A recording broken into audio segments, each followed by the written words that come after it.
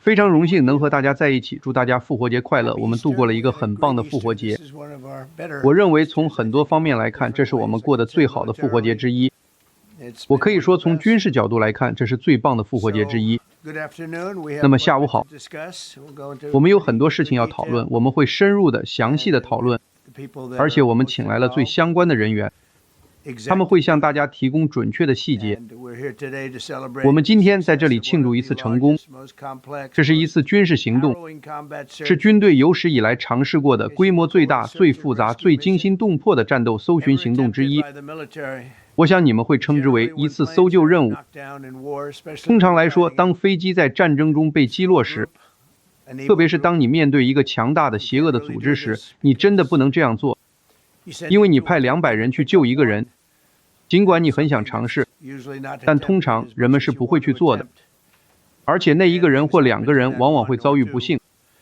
而在这种情况下，我们救了2个人，这可能以前从未尝试过，但我们做到了。我们有很棒的人才，但我也会说，我们也有点运气，而且我们得到了很多人的帮助，很多很棒的人的帮助，能参与其中是我的荣幸。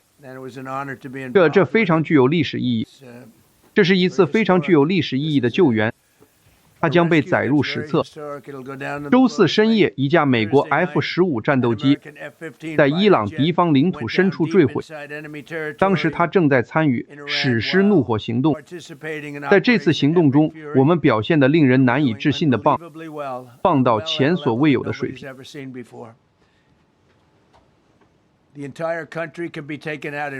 整个国家可能在一夜之间被摧毁，而那一夜可能就是明晚。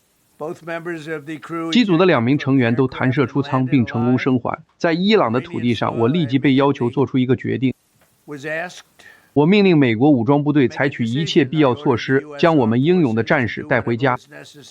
这是一个冒险的决定，因为我们最终可能会有100人死亡，而不是1、2人。这是一个艰难的决定，但在美国军队中，我们绝不放弃任何一名美国人，我们不会那样做。在数小时内，我们的武装部队向敌对空域部署了21架军用飞机，其中许多飞机以非常低的飞行高度飞行，并遭到子弹的射击。当你飞得那么低的时候，步枪就会派上用场，但也有一定的优势。在伊朗上空，光天化日之下，持续了7个小时，有时还面临着非常非常猛烈的敌方火力。我们有一架直升机中了很多子弹，这太令人惊叹了。我们刚刚意识到那些武器有多么出色，我们的机器是没有人拥有我们拥有的设备，也没有人拥有我们拥有的军队，差得很远。我们是世界上最强大的军队，遥遥领先。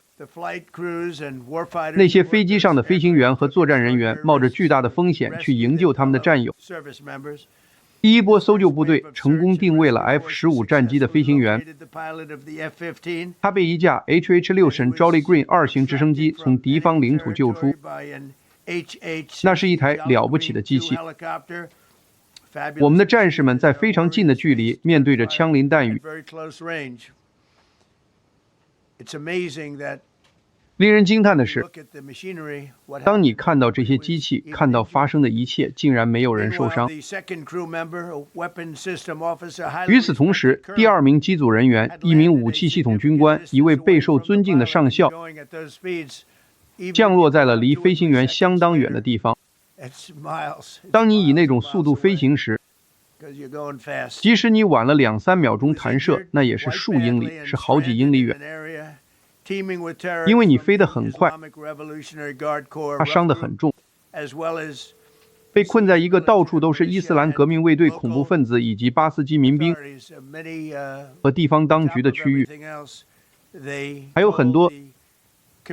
最重要的是，他们告诉了伊朗境内的社区，他们告诉伊朗人民，如果找到这名飞行员，他们会得到了巨大的奖励。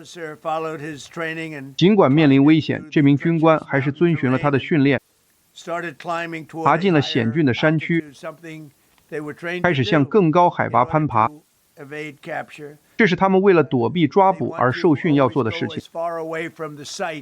他们总是想尽可能远离坠机地点，他们想尽可能远离，因为所有人都直奔那个地点。你越远越好。他受伤了，他做了一件令人惊叹的事情。他攀爬悬崖峭壁，大量流血，自己处理了伤口，并联系了美国军队，报告了他的位置。他们身上一直带着一个非常精密的信标式装置。当他们执行这些任务时，他们会确保有充足的电池电量，并且状态良好。这个装置运行得非常好，令人惊叹，救了他的命。我们立即动员了一次大规模行动，将他从山中的藏身之处救出。他不断地往高处爬，山势变得越来越崎岖，真的非常非常难找。这第二次的救援任务动用了155架飞机，包括4架轰炸机、64架战斗机、48架加油机、13架救援飞机，还有更多。我们把他们都调过来了，其中很多是虚晃一枪。我们想让他们以为他在一个不同的位置，因为他们那里有庞大的军事力量，成千上万的人在搜寻，所以我们想让他们在不同的区域寻找。我们分散开来，就像我们就在他们头顶上一样。我们有7个不同的地点，他们以为他们非常困惑。他们说等等，他们这里有部队，那里也有部队，这真是太不可思议了。我当时在听这些伟大的人，这些伟大的将军们。雷辛·凯恩将军非常了不起，皮特·赫格塞斯也非常了不起，但我听了整个过程，这相当惊人。所以他们有所有这些不同的地点，每个人都以为他就在那里。我们认为他就在那边，因为他们有9架飞机在一个离海岸25英里的小区域盘旋。因此，在一次令人叹为观止的技能、精准、杀伤力和武力展示中，美国军队降临到那个区域，也就是真正的区域，与敌人交战，救出了被困的军官，摧毁了所有威胁，并在没有任何伤亡的情况下撤离了伊朗领土。这位英勇的 F-15武器系统军官在伊朗地面上躲避了将近48小时的追捕。当你身处困境并且流血的时候，那是一段很长的时间。这是一段很长的时间。当我们离开的时候，你们可能知道，我们有2架大型飞机，很旧，相当旧的飞机，他们载了很多东西。显然，我们进去的时候比出来的时候需要更多的设备，因为进去的时候我们需要能够攀爬山脉，我们有很多设备，但是沙子那个地面是沙质的，湿沙，所以我们认为飞机起飞可能会有问题，因为飞机的重量，然后我们还有所有的人都跳回飞机上，他们陷得很深。我们有一个令人难以置信的应急计划，就是更轻、更快的飞机进来把他们带走。我们炸毁了那些旧飞机，把它们炸得粉碎，因为飞机上有一些设备。坦白说，我们想带走，但我觉得不值得再花4个小时在那里把它卸下来。所以我们不想让任何人拥有，我们拥有世界上最好的设备。我们不想让任何人检查我们的防空和其他设备。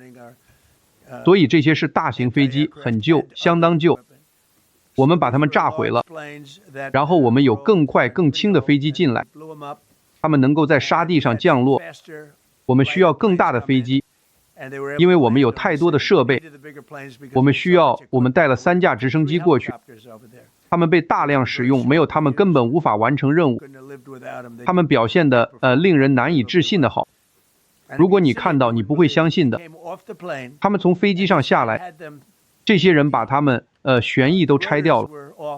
他们在不到10分钟内重建了这些直升机，这是更令人惊叹的事情之一。这些是直升机，小巧但力量惊人，是小直升机，非常小，所以它可以进入某些区域。他们把它们从飞机上卸下来，并在不到10分钟内重建了所有3架。这些人的才华真是令人惊叹。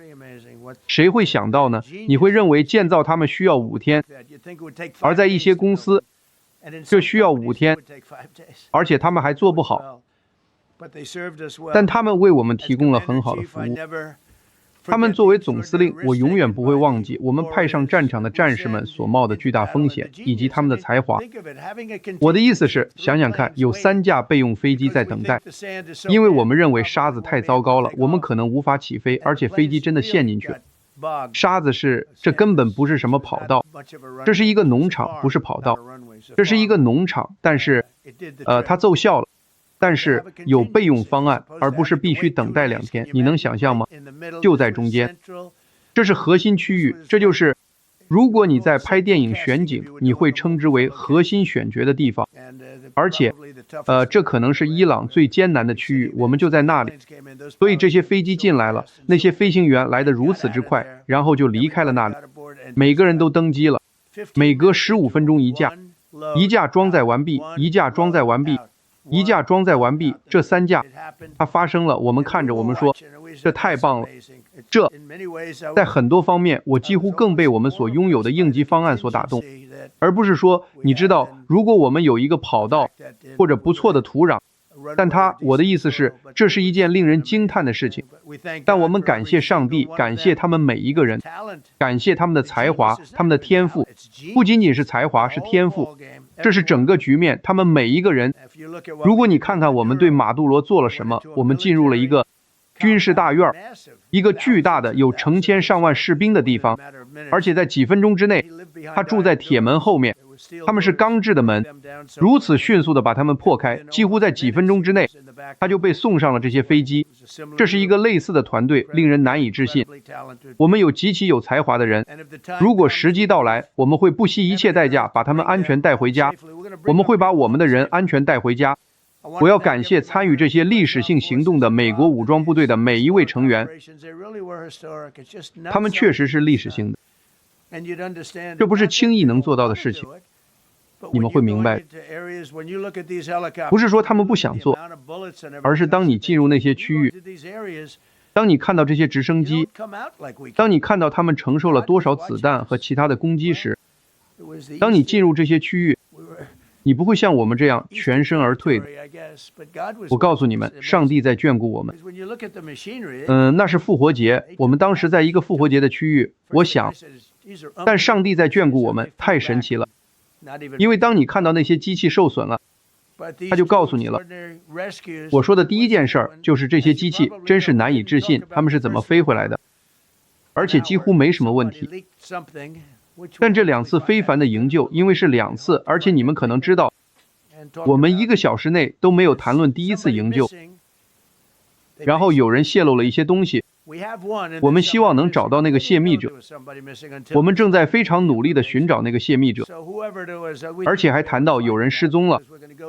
他们基本上说我们救了一个，但有人失踪了。他们不知道有人失踪了，直到这个泄密者提供了信息。所以不管是谁，我们认为我们能查出来，因为我们会去找发布消息的媒体公司，我们会说国家安全交出来，否则就去坐牢。我们知道是谁，你们也知道我们在说谁，因为有些事情是不能做的。因为当他们那样做的时候，突然之间，整个伊朗都知道有一名飞行员在他们的土地上为生命而战。这也让飞行员和进去搜寻他的人变得更加困难。突然之间，他们知道外面有人，他们看到所有这些飞机过来，这变成了一个更加困难的行动。因为一个泄密者泄露了消息，我们救了一个，我们已经救了一个，但外面还有一个人，我们正在努力营救。所以实际上，伊朗这个国家发布了一个重要通知，你们都看到了。悬赏重金抓捕这名飞行员。所以除了一个充满敌意、非常有才华、非常优秀、非常邪恶的军队之外，我们还有数百万的人都想得到赏金。所以当你把这些加起来，但我们必须找到那个泄密者，因为那是一个病态的人，可能没有意识到事情的严重性。我无法想象那个人会知道，但我们会查出来。这是国家安全问题，如果他不交代，那个报道这个故事的人就会去坐牢，而且那不会持续很久。我想每个人都会理解的。他们让这次任务面临巨大风险，他们让那个人面临巨大风险，也让数百名进去寻找他的人面临巨大风险。因为现在每个人都知道我们要进去。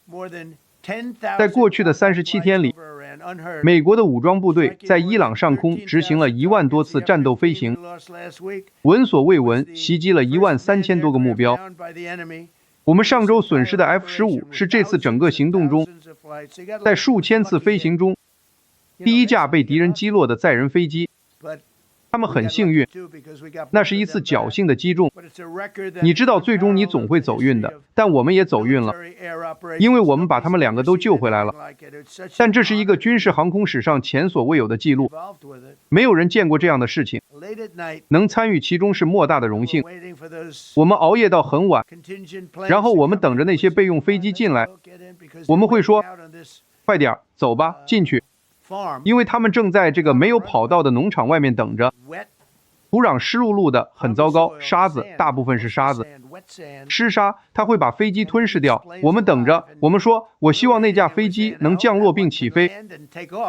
然后他们像变魔术一样进来了，砰砰砰，一架接一架，这简直是天才之举。我对此印象深刻，因为我们当时有点担心。我们说，哎呀，如果他们不能快速进入并起飞，我们就会陷入那叫做伊朗核心地带，对吧，将军？那就是所有的赌注所在，而我们却坐在那里等着飞机。但他们如此之快，如此果断地进来了。这些人确切地知道，走吧，快点进去，我们走。不，他们一架接一架地进来，不是同时，他们不想同时进来，他们必须一架接一架地进来，他们没有任何空间。几乎没有降落的空间，一小块非常潮湿的土地和沙子，所以我只是我为和我站在这里的人以及许多其他工作的人感到非常自豪。我的意思是太多了。史蒂夫·维特科夫就在这边，他做得非常出色。加里德·库什纳，但在这里的人，他们做的工作令人惊叹。我想我要介绍中央情报局局长，他就是核心选角，好吗？如果我们拍电影，他就会扮演中央情报局局长。他是少数几个之一，约翰·拉特克利夫，他那天晚上做得非常出色。他做了一些我不知道你是否想谈论的事情。如果你想，你可以谈，我不知道，我不确定你是否应该谈，我不会谈论他。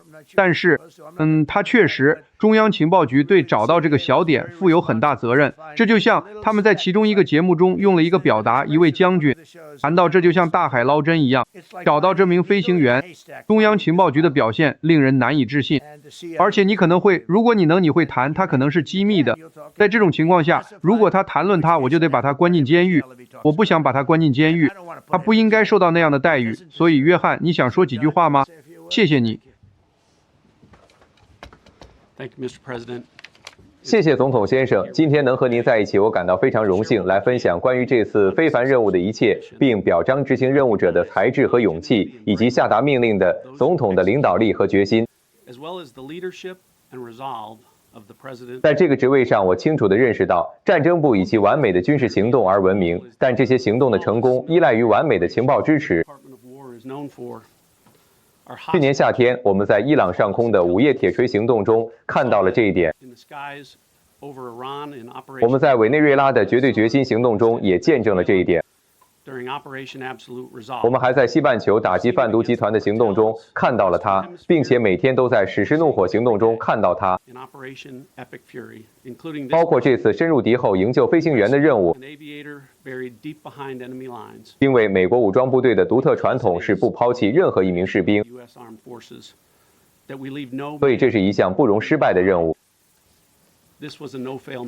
这就是总统让我们投入工作的精神，我们决心不辜负他，也不辜负我们的飞行员。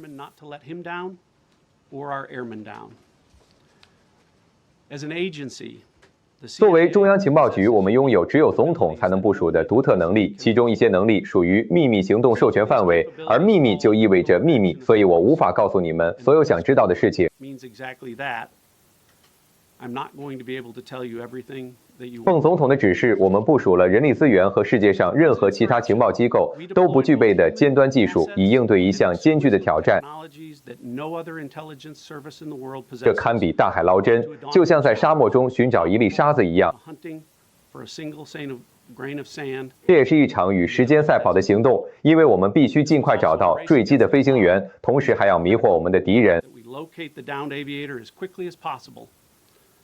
因此，除了总统部署的人力资源和技术资产来寻找我们的飞行员之外，中央情报局还实施了一场欺骗行动，以迷惑那些正在拼命搜寻我们飞行员的伊朗人。在星期六早上，我们实现了主要目标，找到了美国最优秀、最勇敢的战士之一，并确认他仍然活着，藏身于一个山缝中。敌人仍然看不到他，但中央情报局却能看到。赫格塞斯部长将这一确认信息转达给了总统。行动也迅速进入了执行阶段。在星期六晚上成功撤离之后，我们的情报显示，伊朗人对这次大胆的营救任务的成功感到尴尬，并最终蒙受了耻辱。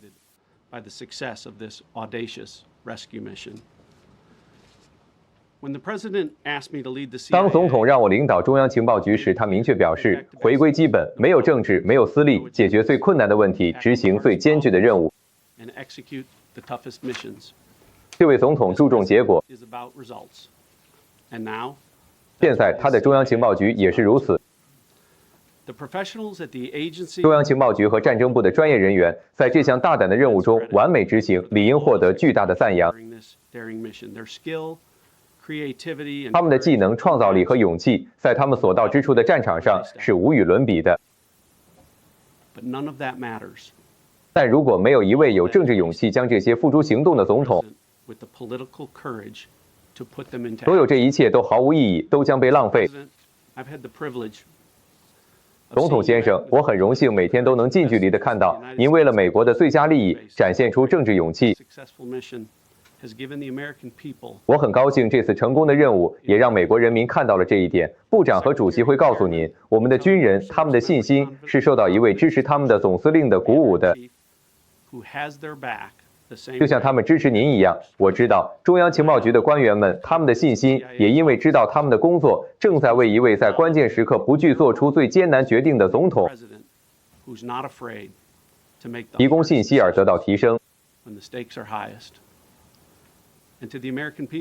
对于美国人民来说，你们的信心也应该得到提升，因为你们知道国家的安全掌握在一位愿意解决困扰两党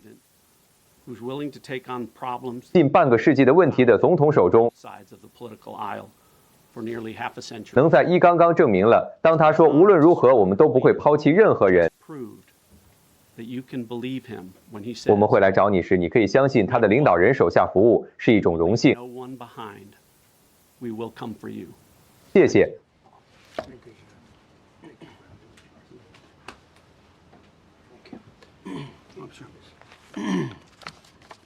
Well, John, thank you for the collaboration. The CIA is well incredible. 约翰，感谢中央情报局的合作。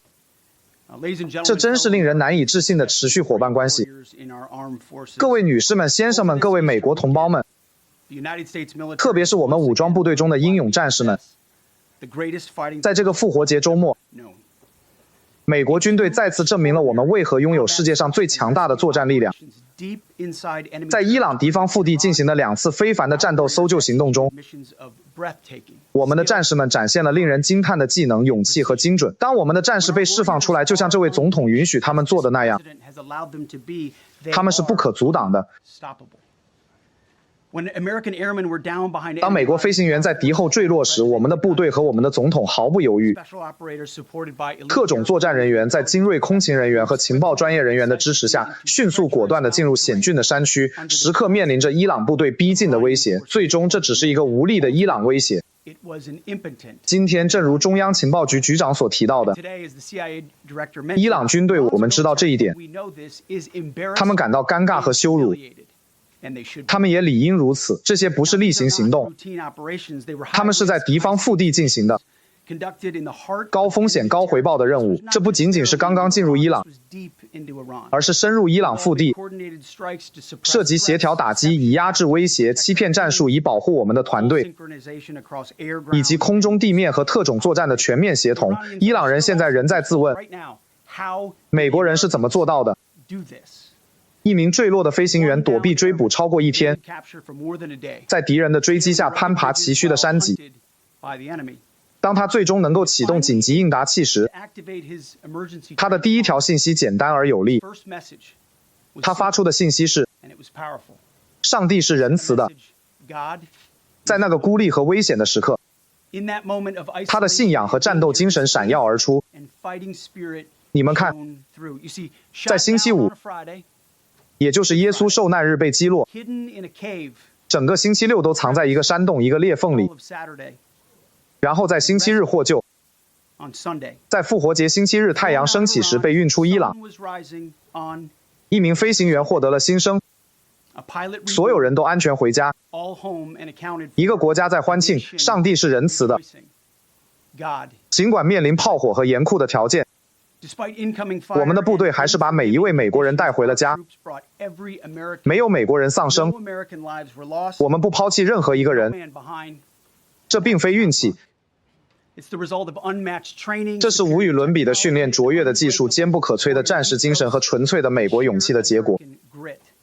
我们的特种作战人员、飞行员和支援人员在炮火下表现得近乎完美，他们是致命的。只要问问任何一个胆敢在那次任务之前或期间靠近那名飞行员的伊朗士兵就知道了，死亡从天而降。我们的部队将一场潜在的悲剧变成了一次美国决心和能力的响亮展示，这就是身着军装的卓越表现。但毫无疑问，如果没有川普总统的英勇领导和钢铁般的决心，这一切都不可能实现。从我们的飞行员坠落的那一刻起，川普总统就明确表示，我们不会抛弃任何一个人。第一次任务、2次任务中的第一次，是一次大胆的白天的雷霆突袭，直插腹地。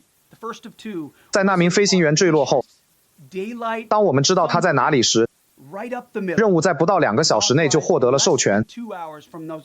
任务是在半夜获得授权的，因为任何为这位先生工作过的人都知道，他半夜还在工作。任务立即毫不犹豫、大胆地获得了授权。第2次任务，我们一知道那名飞行员的位置，约翰在这方面无疑提供了帮助，任务也立即得到执行。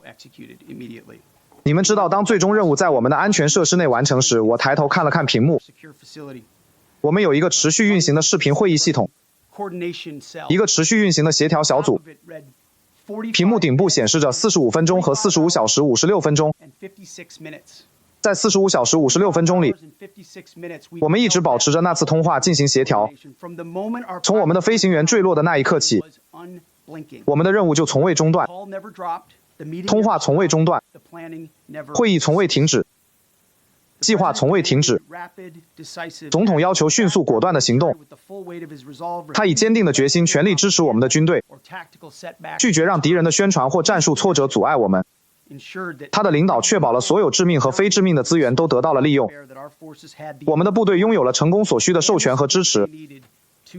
当川普总统说他支持我们的战士时，他是认真的，这意义重大，在战场上也会带来巨大的不同。川普总统明白，以实力求和平不是一句口号，它是一种能拯救美国人生命的原则。他坚定不移地致力于重建我们的军队和恢复战士精神，这在此类任务中取得了丰硕的成果。在他的指挥下，美国自信地展现力量，并带着胜利将我们的人民带回家。顺便说一句，这今天仍在继续。根据总统的指示，今天将是这次行动开始以来打击规模最大的一天，明天甚至会比今天更多。然后伊朗就有了选择，请明智的选择，因为这位总统可不是闹着玩的。你们可以去问苏莱曼尼，你们可以去问马杜罗，你们可以去问哈梅内伊。对于那些计划并执行了这些救援任务的英雄们，你们的国家感到敬畏，我感到敬畏，主席感到敬畏，我们都对你们的专业精神和勇气感到敬畏。我们为你们服务，你们体现了美国最优秀的精神，致获救的飞行员和他们的家人，欢迎回家。你们的勇气和毅力在风暴中默默宣誓的信仰，激励着我们所有人。上帝每天都是仁慈的。对于那些从德黑兰观望的对手们，让这成为一个明确的信息。美国军队将随时随地前往任何地方，保护我们自己的人民并完成任务。我们精准执行，我们掌控天空。你们看，我们白天在伊朗上空飞行了7个小时，去营救第1名飞行员；我们半夜飞行了7个小时，去营救第2名，而伊朗对此无能为力。我们带着荣誉而战，在川普总统的领导下，我们赢了。愿上帝保佑我们的军队，愿上帝保佑川普总统，愿上帝保佑美利坚合众国。谢谢大家。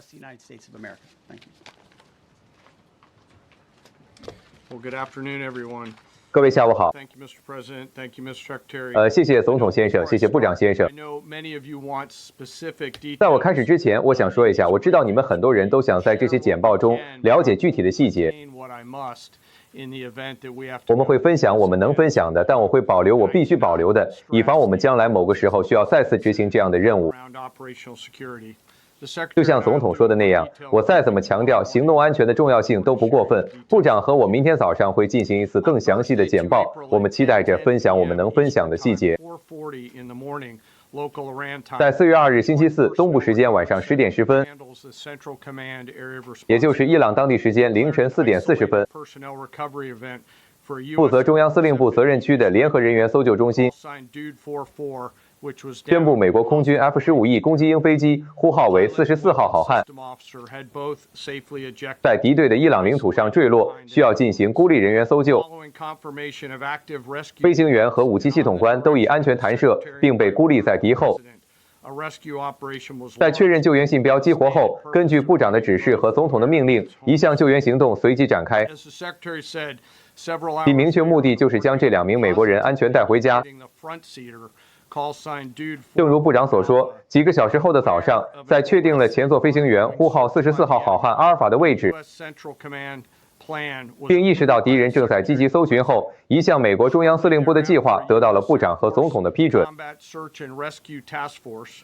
此后不久，一支美国空军的战斗搜救特遣队由扮演沙地角色的 A 式油柱攻击机，我稍后会解释那是什么 ，HC-130战斗王2型运输机、HH-60 Jolly Green 2型直升机以及空军特种作战空勤人员组成。这个小组包括战斗救援官和伞降救援操作员，他们大胆地在光天化日之下深入敌方领土，以找到、定位并从敌后救回44号好汉阿尔法。这是一项极其危险的任务，一项极其危险的行动，但它兑现了对每一位美国战士的承诺，那就是你们不会被抛弃，我们总会找到你们，我们总会把你们带回家。在接下来的几个小时里，搜救特遣队越过海岸，进入伊朗领空，由战斗机打击编队保护，并在火力下进入目标区域。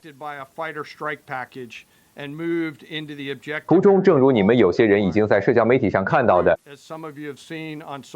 直升机从 CU-30运输机上加油，然后继续向前推进到目标区域。在此期间，在他们前方，沙地编队的 A 式攻击机以及其他遥控飞机、无人机和其他战术飞机正在激烈的压制和打击敌人，进行近距离枪战，以使敌人远离前座飞行员，并让接应部队进入目标区域。在这次交战中，一架沙地飞机，也就是主要负责与坠机飞行员通信的那架，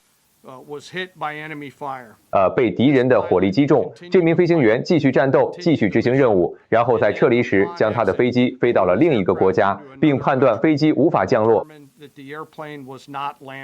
这是我们的一架 A-10沙地飞机。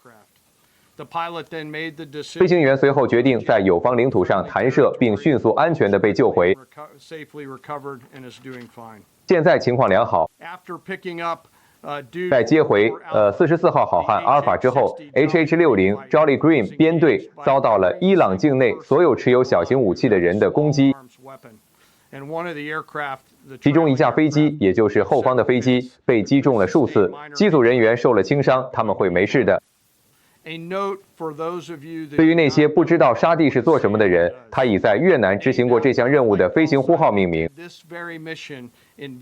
当时驾驶的是 A1 空中袭击者和 A7 海盗攻击机。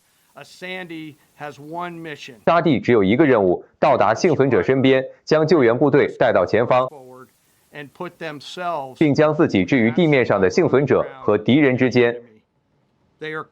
他们致力于此。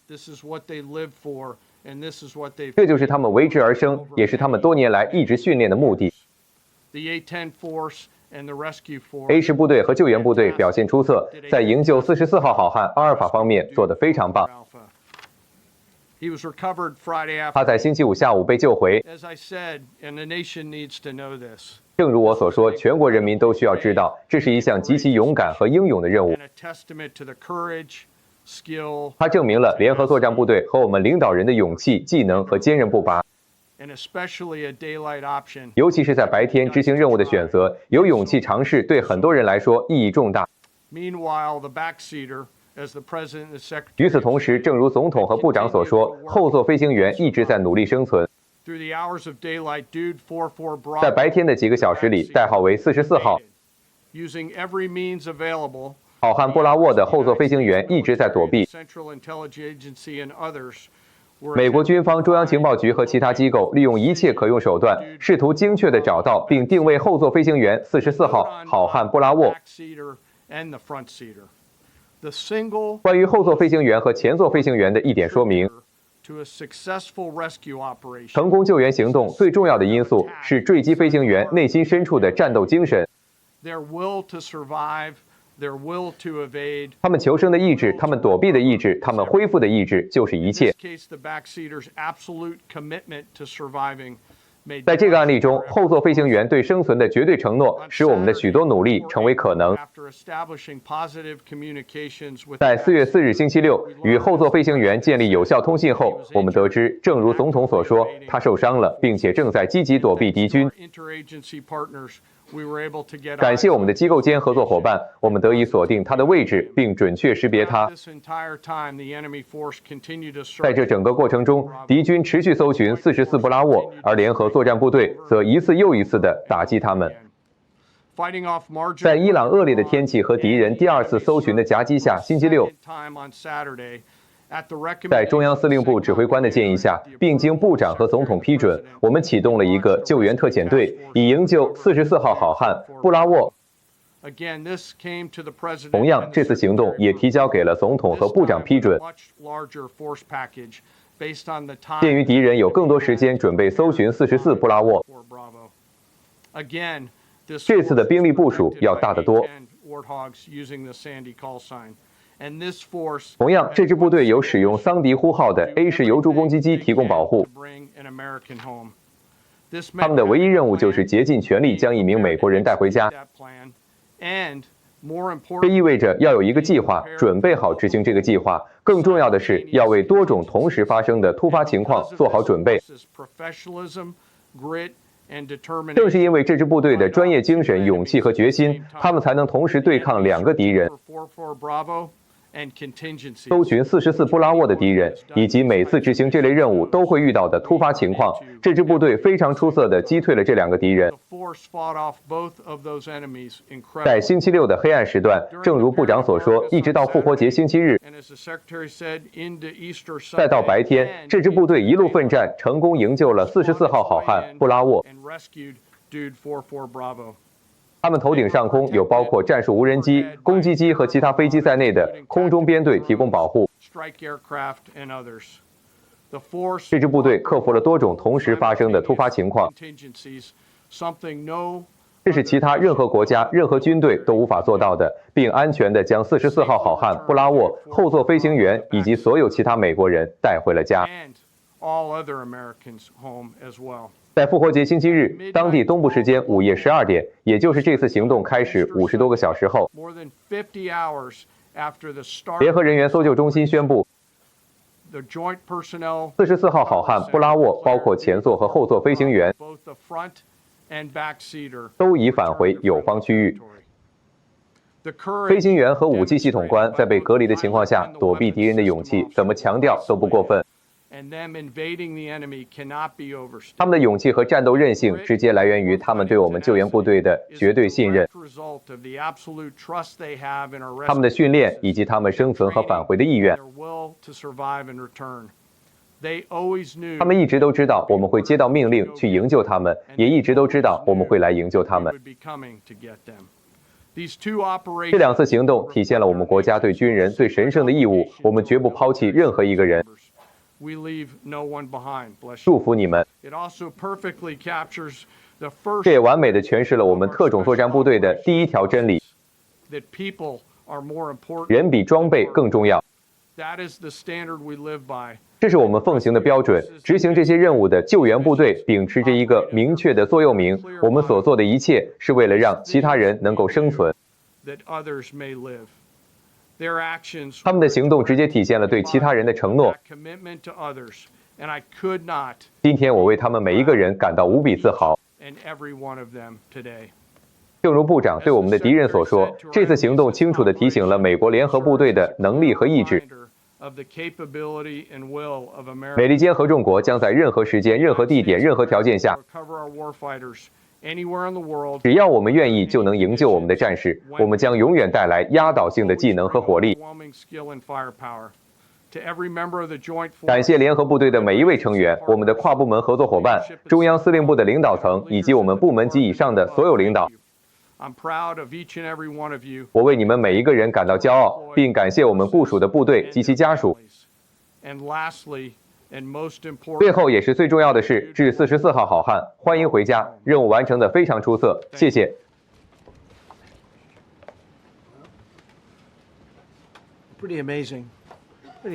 真是太棒了，真是太棒了！而且，这2位先生从第一天起就表现得完美无缺。你们知道，我在我的第1个任期内认识了凯恩将军，因为他能够在4周内消灭伊斯兰国，而不是其他那些远不如他的将军们给我预测的4年。我当时说，你知道，如果我再做一次，他就会是我的参谋长联席会议主席。我们就是这么做的，不是吗？他太棒了，他消灭了伊斯兰国。我们在4周内击败了伊斯兰国。我被告知这需要4年。我飞到伊拉克，想知道为什么拥有世界上最好的装备还需要4年。他告诉我，先生，不会的，只需要4周，你还会剩下时间。结果也正是如此，所以他很棒。还有皮特，我只能说，他受到了非常不公平的对待。